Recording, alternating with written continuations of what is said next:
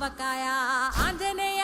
కథ మొదలెట్టినాడు చూడారయ్యా శక్తినంతా చూడగట్టి చెట్టు దులిపినాడు అంజయ్య ఎర్ర ఛాయ కోతి అవతార వెంటమాయ కట్టి సేత పట్టకుండా కాయ కోసినాడు కపిలయ్యా